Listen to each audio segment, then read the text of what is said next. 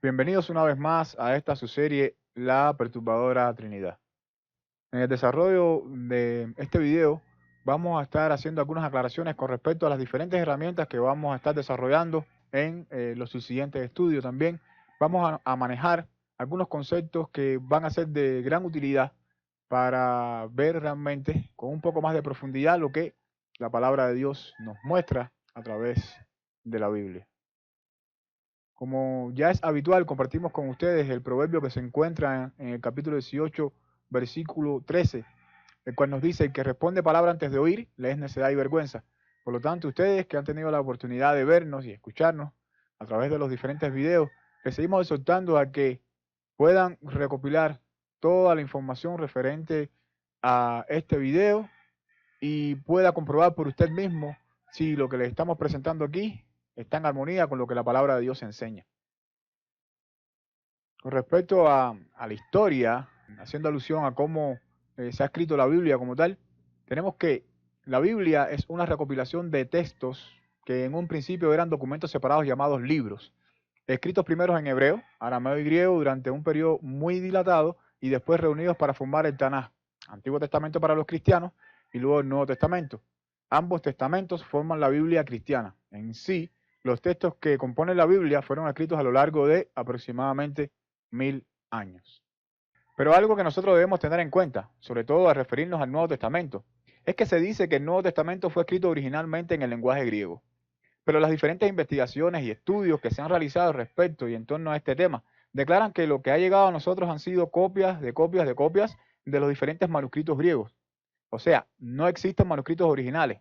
Es lo primero que nosotros debemos tener en consideración.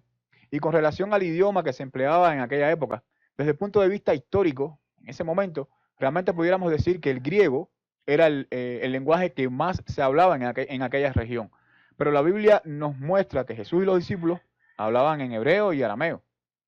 Aunque el idioma nunca ha sido una barrera para que el propósito de Dios se pueda cumplir, ya que Dios es el autor de todos los idiomas. Él los creó y eso lo podemos encontrar en el relato del Génesis, capítulo 11, versículos del 1 al 9. Cuando Dios confundió las lenguas, realmente estaba creando los idiomas. Dios confundió las lenguas una vez que el hombre, después del diluvio, estaba llevando a cabo la construcción de la Torre de Babel. Lo otro que pudiéramos observar en relación a este aspecto es que en el aposento alto, donde habían 120 personas, sobre ellos descendió el Espíritu Santo en forma de lenguas de fuego y comenzaron a hablar en otras lenguas según el Espíritu les daba que hablasen. Esto lo podemos encontrar en el capítulo 2 de Hechos. Y aunque habían personas de diferentes regiones y no todas hablaban el mismo idioma o lenguaje, estaban asombrados y se preguntaban, según Hechos 2:8, ¿cómo pues les oímos nosotros hablar cada uno en nuestra lengua en la que hemos nacido? Y es que el lenguaje, pudiéramos decir, o el idioma, no es una barrera para que el plan de Dios, el propósito de Dios, se pueda llevar a cabo. Incluso en los idiomas en los que se ha traducido la Biblia en nuestros días, Dios ha preservado su palabra. A pesar de algunos aspectos que pudiéramos tener en consideración, haciendo referencia precisamente a este punto del lenguaje. No es menos cierto que el Antiguo Testamento, el Tanaj, fue escrito en hebreo y pudieran haber ciertas implicaciones importantes que se deberían tener en cuenta. Sobre todo en el momento de transmitir un mensaje que tal vez, de una forma u otra, la esencia de ese mensaje llevado a otro lenguaje u otro idioma, pudiera llegar a perder su esencia, ya que para los judíos, por poner un ejemplo, para los judíos con una mentalidad hebrea, la palabra dabar, la cual para ellos, y más adelante vamos a ver las implicaciones de esta palabra y su significado según el diccionario Strong en español, que es una de las herramientas que vamos a estar también compartiendo con ustedes, nos vamos a dar cuenta de que la palabra dabar en hebreo, según su mentalidad y significado, ellos entienden que se trata de la palabra de Dios. Esta palabra dabar encierra en sí misma muchos aspectos importantes en cuanto a su significado. Pero lo más significativo es que ellos nunca han entendido que esta palabra en su definición esté haciendo alusión a otra persona aparte de Dios mismo. Ellos entienden que dabar es la palabra de Dios, lo cual implica el propósito de Dios, el plan de Dios, pero no ocurre así en el griego. La palabra que hace referencia a la palabra hebrea dabar es la palabra griega logos, pero esta palabra griega logos lleva consigo una implicación según la mentalidad griega, la cual dentro de sus definiciones, esta palabra está haciendo alusión a una persona. En este caso, como lo entiende y predica la Trinidad. Esta persona es la segunda persona de la Trinidad Jesucristo. Esto es precisamente con respecto a este tema del lenguaje, del idioma, que pudiera marcar una diferencia importante, ya que el mensaje puede llegar a perder, como bien ya habíamos dicho, su esencia, si no se manejan adecuadamente estos términos. Según la mentalidad hebrea, la palabra dabar, la cual hace referencia a la palabra griega logos, nunca es una persona. En el lenguaje español también puede llegar a suceder lo mismo. Esta palabra logos del griego del Nuevo Testamento ha sido traducida indistintamente por palabra o verbo, según las diferentes versiones que se han realizado en español. Pero estas palabras en el idioma español, tanto palabra como verbo, no tienen en sí mismas un significado relevante que nos puedan transmitir un mensaje claro con respecto a la idea que debería llegar a nosotros. Sobre todo en el contexto del capítulo 1 de Juan, resaltando lo que el evangelista Juan nos quiso decir ahí, precisamente en el capítulo 1 de Juan. Por lo tanto, ahí en Juan 1.1, para nosotros poder entender correctamente la idea o el mensaje que Juan nos quiso transmitir en su evangelio, deberíamos analizar estos pasajes con una mentalidad hebrea y extraer del Antiguo Testamento la idea original que sobre todo el pueblo judío manejaba con respecto a la palabra dabar, que hace referencia a la palabra griega logos, haciendo alusión a la palabra de Dios, su plan, su propósito, entre muchas otras cosas, lo intrínseco de Dios, pero nunca entendiendo, como la palabra griega logos lo define, como siendo una persona. Así de esta manera, con esta visión del Antiguo Testamento, en este punto específicamente podemos tener una visión real en cuanto al significado y el uso correcto de la palabra logos, la cual ha sido traducida al español como palabra o verbo. Con respecto a las traducciones y al lenguaje que se empleaba en aquella época, pudiéramos decir, tenemos un ejemplo en el cual pudiéramos basarnos para realmente entender que no solamente el griego era el idioma que se empleaba. Tenemos Juan 19:17, el cual nos dice, y él, hablando de Jesús, cargando su cruz, salió al lugar llamado de la calavera, y en hebreo Gólgota. Por lo tanto, podemos decir que este es un ejemplo en el cual pudiéramos basarnos para entender que no solamente se hablaba griego en ese momento. Otro de los ejemplos que también traemos a colación lo encontramos en Marcos capítulo 15, versículo 34, el cual dice, y a la hora novena, Jesús clamó a gran voz diciendo, Eloi, Eloi, lama sabactani, que traducido es, Dios mío, ¿por qué me has desamparado? Esta expresión que usa el Señor Jesús aquí es de origen caldeo. Por lo tanto, el idioma que está empleando o el lenguaje que está utilizando Jesús aquí es un lenguaje arameo. Otra evidencia más que pudiéramos nosotros tener en cuenta a la hora de entender que no solamente se utilizaba el lenguaje griego para establecer comunicación entre las mismas personas. O sea, no solamente se utilizaba el griego, sino como ya hemos visto, se hablaba también hebreo y arameo.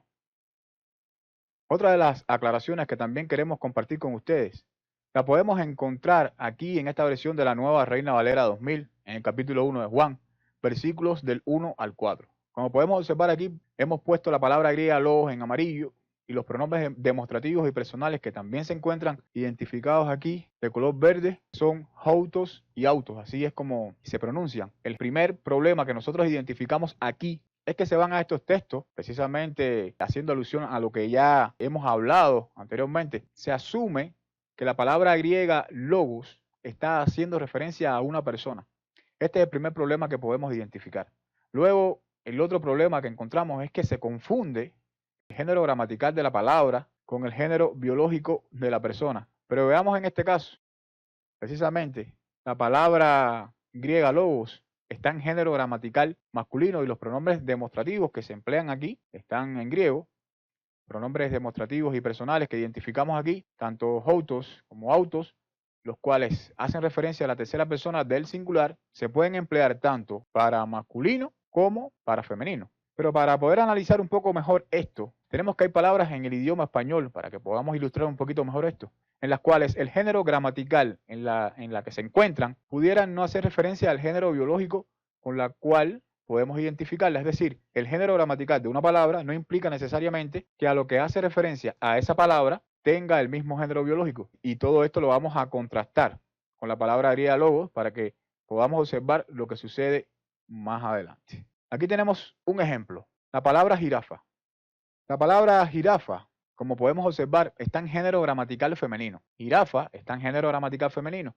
Pero al referirnos a este animal, si la jirafa es macho, podemos entonces confundir el género gramatical de la palabra jirafa con el género biológico del animal, si es de género biológico masculino. La palabra jirafa es de género gramatical femenino, pero si es macho la jirafa, está en género biológico masculino. De ser así, el género gramatical de la palabra con la cual identificamos a este animal, jirafa, no concuerda con el género biológico del mismo animal, si es macho. Hay otras palabras cuyo género gramatical no siempre concuerdan con algo que contenga un género biológico. Por ejemplo, tenemos la palabra médico, chofer y otras palabras que pudiéramos mencionar. Entonces, entendiendo que en este caso la palabra griega logos, como ustedes pueden observar, está en género gramatical masculino. Pero precisamente en esta versión de la nueva Reina Valera del 2000 se ha traducido la palabra logos, en este caso como palabra, la cual está en género gramatical femenino, y ya habiendo identificado el primer problema, ya que muchos asumen de que la palabra logos está haciendo referencia a una persona, y esta persona es Jesucristo, que es de género biológico masculino.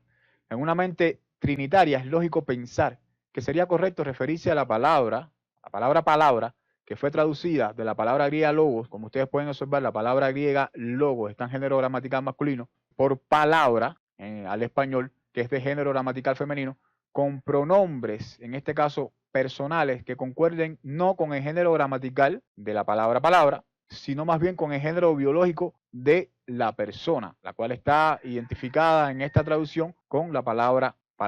Ya hemos dicho que la palabra está en género gramatical femenino, llegando entonces a confundir de esta manera el género gramatical con que fue traducida aquí la palabra griega logos, que la palabra griega logos está en género gramatical masculino, pero al llevarlo a la traducción al español, la palabra es de género gramatical femenino, se confunde el género de esta palabra con el género biológico de la persona de Jesús. Y leemos para ustedes, para que se puedan dar cuenta de lo que le estamos diciendo. En el principio ya era la palabra, género gramatical femenino, y aquel que es la palabra era con el Dios, y la palabra era Dios. Todas las cosas por él, aquí se emplea un pronombre personal masculino, que no hace referencia precisamente a el género gramatical de la palabra, sino más bien al género biológico de la persona que está haciendo referencia a esa palabra. Todas las cosas por él fueron hechas, y sin él nada de lo que es hecho fue hecho. En él estaba la vida, y la vida era la luz de los hombres. En esta otra versión, que es la Dios habla hoy, podemos identificar el mismo problema, donde se confunde el género gramatical, aunque fue traducida la palabra logos aquí por palabra, que es de género gramatical femenino, como ya hemos visto, con el género biológico al cual se está haciendo referencia aquí en Juan 1.1, precisamente asumiendo que el logos, en este caso la palabra, es una persona, y esa persona es de género biológico masculino, ya que la Trinidad entiende de que ese logos es Jesús, el cual estaba con el Padre en la eternidad antes de encarnarse. En esta versión, como ustedes mismos pueden observar, se emplea un pronombre personal singular masculino en tercera persona. Esto es para referirse a Jesucristo.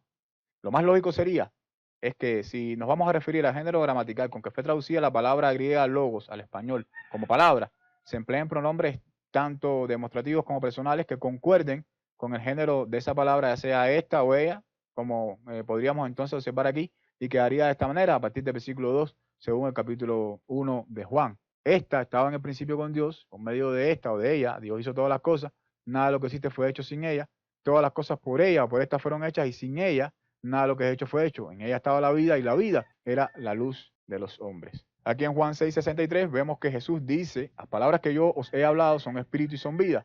En el versículo 4 del capítulo 1 de Juan, siguiendo el contexto, tenemos que en esta palabra, o en ella, estaba la vida, y Jesús estaba haciendo referencia precisamente a esta palabra que escuchaba de su Padre, la cual él también hablaba. Él no era la palabra. La palabra del capítulo 1 de Juan proviene de Dios, hace referencia a la palabra de Dios, y esta era la palabra que Jesús hablaba. La palabra de Dios, el logo de Dios, el verbo de Dios. La palabra no es una persona.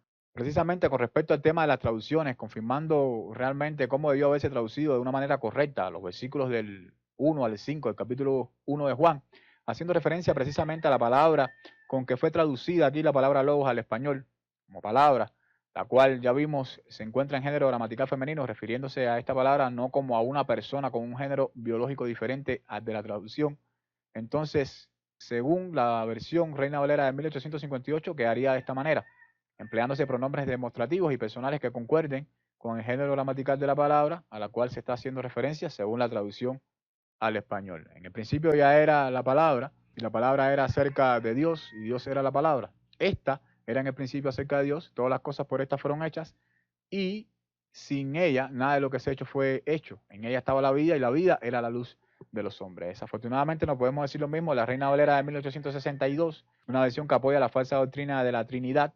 Esta versión fue realizada por Lorenzo Lucena y fue la primera vez donde la palabra griega logos fue traducida del español como verbo, precisamente y de manera conveniente, para ajustar el género biológico de una persona, en este caso Jesús, con el género gramatical de la palabra, en este caso verbo, y de esta manera descartar o solucionar aparentemente el problema que causaban las versiones anteriores y darle más fuerza a la doctrina trinitaria, la cual conocemos que no es correcta. Aquí leemos de la Reina Valera 1862, en el principio ya era el verbo, y el verbo era con Dios, y Dios era el verbo.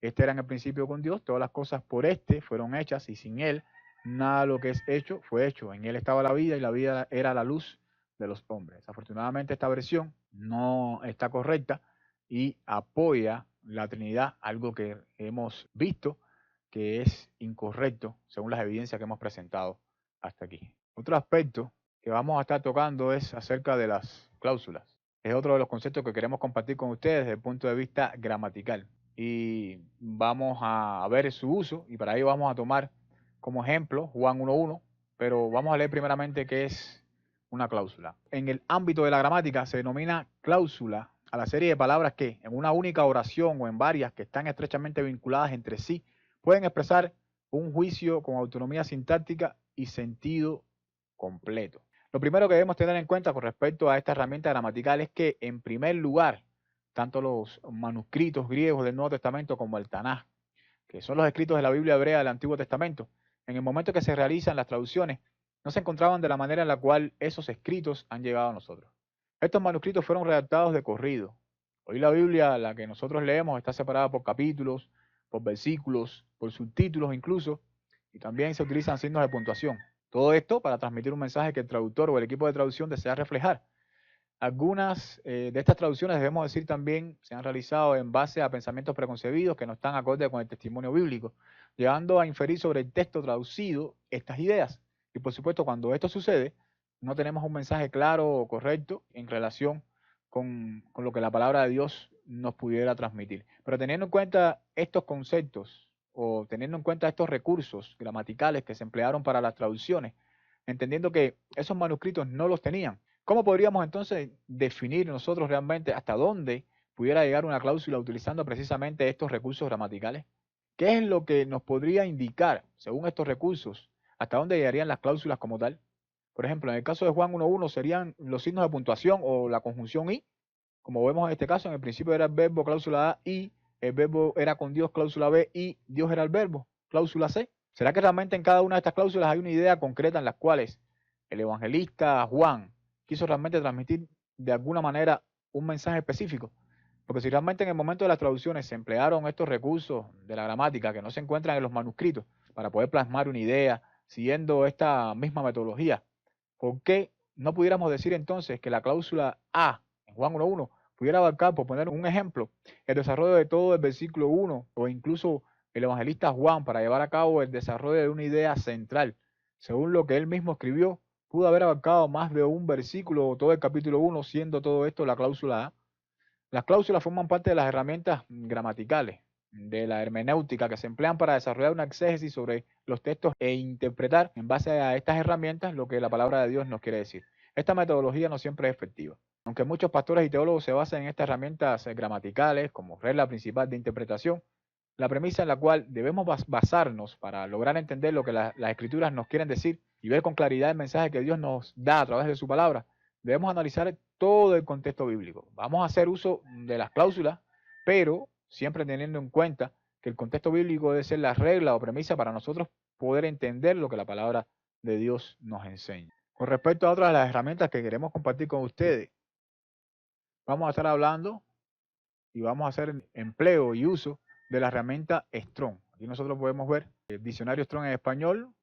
Tomamos como referencia la palabra logos aquí en griego, que ha sido traducida en la Reina Valera de 1858 por palabra y en la 1862 como verbo, pues es la palabra logos como tal. La palabra griega G3056, ahí podemos ver varios de los significados y el uso. Le hemos incluido el pensamiento, o sea que es algo dicho, incluido el pensamiento, palabra, doctrina, evangelio, hablar, mensaje. Algunas de las implicaciones que nosotros podemos ver aquí, en dependencia del uso y el significado de la palabra logos, que es la G3056 según el diccionario Strong en español. La otra palabra, la cual también hemos estado hablando, es la palabra dabar. Esta palabra dabar, según el diccionario Strong, es la H1697.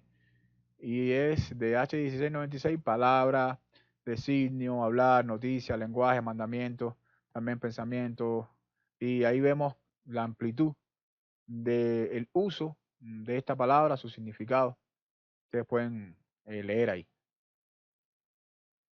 Otra de las herramientas que vamos a estar utilizando para ustedes y para que nosotros podamos también desarrollar un mejor manejo con respecto a lo que las escrituras nos dicen es el Open Grid del Nuevo Testamento español interlineal. Aquellos que no conozcan esta herramienta, los interlineales son las traducciones que se hacen de los manuscritos griegos palabra por palabra, sin una secuencia lógica.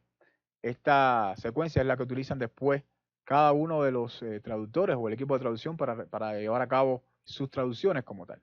Las palabras que ustedes ven aquí en rojo son las palabras que están traducidas al español y las palabras blancas son las palabras griegas. Para ejemplificar esto, vamos a utilizar los versículos 4 y 5 y leemos para ustedes las palabras en rojo. En él vida estaba siendo y la vida estaba siendo la luz de los hombres y la luz en la oscuridad está brillando y la oscuridad a ella no hacia abajo tomó. Vamos a ver después de una traducción, según la Reina Valera de 1858, cómo quedaría. Leemos aquí, en ella estaba la vida y la vida era la luz de los hombres y la luz en las tinieblas resplandece, mas las tinieblas no la comprendieron. Esta traducción, según la Reina Valera de 1858, como ustedes pueden ver ahí arriba en el interlineal, no hay signos de puntuación, no hay coma, no hay puntos, no hay dos puntos, ninguno de los recursos de la gramática se emplean en cada uno de esos manuscritos, pero luego al hacer las traducciones, entonces para transmitir un mensaje con una secuencia lógica, se emplean cada una de estas herramientas gramaticales como tal. Según otra versión, tenemos aquí en la Reina Valera 1960, el traductor o el equipo de traducción lo reflejó de esta manera: en él estaba la vida y la vida era la luz de los hombres, la luz en las tinieblas resplandece y las tinieblas no prevalecieron contra él. Esta es una de las herramientas que vamos a estar empleando. Otra es el interlineal Tischendorf griego-español. Este interlineal es con números strong. Nosotros podemos ver ahí en el cursor la palabra que señalamos es la palabra en. Esa abreviatura que nosotros leemos ahí, que es prep, hace referencia a que esta palabra es una preposición como tal. Y según el diccionario Strong en español nos dice que esta palabra es preposición primario, denotando posición fija en lugar, tiempo o estado, y por implicación de instrumentalidad. Ustedes pueden ver cada una de las implicaciones y el significado ahí de esta palabra respecto al Tischendorf interlineal griego-español. La otra herramienta que vamos a estar utilizando también es la Septuaginta. La Septuaginta, y para hacer referencia a ella, porque es el texto del Antiguo Testamento en griego, vamos a hacer una comparación con el Tanaj, que es la Biblia hebrea del Antiguo Testamento, según Génesis 1:1. Vamos a ver, la primera palabra que nosotros tenemos aquí, según el Tanaj, es la palabra Bereshit. El Strong lo identifica con Reshit, obvia el prefijo be, que es una preposición en, quiere decir en principio. Esta palabra es la H7225, según el diccionario Strong en español, que quiere decir de lo mismo que H7218, primero en lugar, tiempo, orden o rango, especialmente primicias, cabeza, comienzo, primer fruto, nuevo, primero, principio. Según la Septuaginta, el Antiguo Testamento en griego, tenemos la palabra primeramente en, que es una preposición, que es la G1722 según el diccionario Strong en español, que es preposición primario denotando posición fija en lugar, tiempo o estado, como ya habíamos mencionado con anterioridad. Y la otra palabra es la G746, que es arge, sería en arge o en principio. Esta palabra es de la G756, propiamente, exactamente iniciación o concretamente jefe en varias aplicaciones de orden, tiempo, lugar o rango, principio, punta. Otra de las palabras, y antes de seguir, vemos que el cursor del Tanaj va de derecha a izquierda y el de griego se mueve en sentido contrario, precisamente porque el hebreo se lee de derecha a izquierda y tanto el griego como el español se leen de izquierda a derecha. Por lo tanto, la palabra que identificamos aquí, según el Strong, es la H1254, haciendo referencia al Tanaj como tal, es la palabra bará, es raíz primaria, absolutamente crear, calificado, cortar madera, seleccionar, alimentar, como procesos formativos, atravesar, creación, creador. En la Septuaginta es la palabra epoiesen o epoiesen, que es la G4160, que es de la raíz poieo, que es aparentemente forma prolongado de un obsoleto primario, hacer, en una aplicación muy amplia, más o menos directa, poner, establecer, hacer. La otra palabra que podemos identificar según el Tanaj es la H430, que es Elohim, que es el plural de H433, que es dioses en el sentido ordinario, Dios, dioses, diosa, extremo, grande, ídolo, juez, poderoso, rey. Y tenemos, para hacer referencia al Antiguo Testamento, la Septuaginta, está conformado esta frase de expresión por Ho, que es la palabra G3588, incluido femenino, G y el neutro to en todas sus inflexiones, es un artículo definido, el, la, lo, a veces suplido, otras veces no en el español, cosa, él. Y la palabra theos como tal, que es la G2316.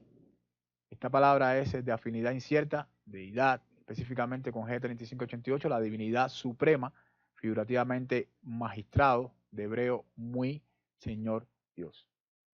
Esta es una de las herramientas que vamos a estar utilizando y según la traducción de la Reina Valera de 1960, quedaría de esta manera: en el principio creó Dios los cielos y la tierra. Según la Reina Valera Gómez, en el principio creó Dios el cielo y la tierra. Y según la Biblia de las Américas, en el principio creó Dios los cielos y la tierra.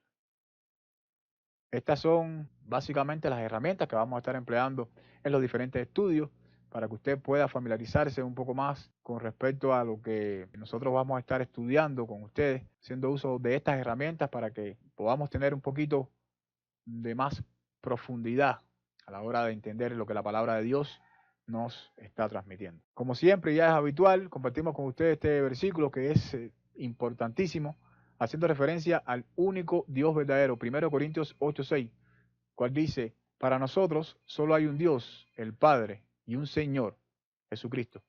Si ha sido de provecho esta información que hemos estado compartiendo con ustedes, les exhortamos a que se arrepienta y abandone el ídolo trinitario, que puedan creer, buscar y adorar al único Dios verdadero, que es el Dios y Padre de nuestro Señor Jesucristo y su reino.